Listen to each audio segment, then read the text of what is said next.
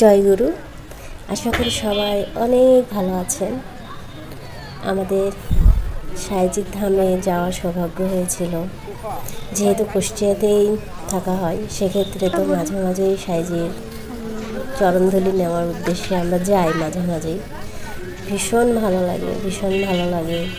কারণ কুষ্টিয়া শহরে দয়াময় সাইজির অবস্থান, সারা বিশ্ব জুড়েই দয়ালের অবস্থান, তবু তার আশেপাশে থাকার যে শান্তি সেটা যে অনুভব করতে শিখেছে, যে জানে, সেই বোঝে যে আসলে কতটা সুখের, কতটা শান্তির, কত বড় পরম পাওয়া এটা, যে সাইজির কাছে থাকতে পারছি, তার পাশে থাকতে পারছি।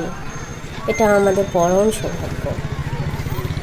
আর বাইরে তো রয়েছেই কত কিছু হরেক রকম জিনিসপত্রের দোকান, যেখানে কিনা একদমই সম্ভব না, কারণ প্রচুর দাম প্রত্যেকটা জিনিসেরই। আর এরকম হয়েই থাকে, কারণ যেখানে লোক সমাগম হয় সেখানে জিনিসপত্রগুলোর দাম অনেক হয়। আর প্রত্যেকেই আসে স্মরণীয় একটা স্মৃতিস্বরূপ কিছু না কিছু কিনে নিয়ে যাওয়ার জন্য, যার কারণে অনেক ভালো লাগতেছিল। মাঝে মাঝে যাওয়া হয়, খুব ভালো লাগে। দেখি, আশীর্বাদ করি, সাইজির কাছে কিছুক্ষণ বসি। ওখানে দরবারে কালাম হয়, কালাম শুনি। মনের যত অশান্তি, যত সমস্যা, যত দুনিয়া কেন্দ্রিক চিন্তাভাবনা, সব কিছু দূর হয়ে যায় তার কৃপাতে, তার দয়াতে। মনটা অনেক প্রশান্ত হয়ে যায়, শান্তিতে ভরে যায়, প্রশান্তিতে ভরে যায়। সাধু গুরুর সংস্পর্শে আসলে বনের কাষ্ঠ চন্দনে পরিণত হয়ে যায়। দয়াময় যেন সেই সৌভাগ্য দান করে, এই মানব জন্মটা যেন সফল করতে পারি,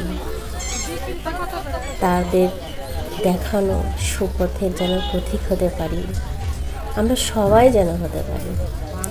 এই একতারা কেনা হয়েছে, তবে ভালো বাজাতে পারি না, চেষ্টা করি টুংটাং।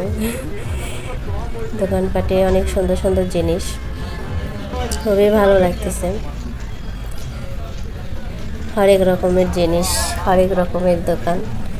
সাইজির এই যে নবপ্রাণে তো আগে প্রায় থাকা হতো যখন যেতাম ভিতরে, তবে ভালো লাগে না ভিতরে যাই থাকতে, কারণ এটা একটা নির্দিষ্ট সময়ের মধ্যে গেট রাত্রে যেমন বন্ধ করে দেয়। আসলে মুক্ত থাকাটাই বেশি আনন্দের লাগে।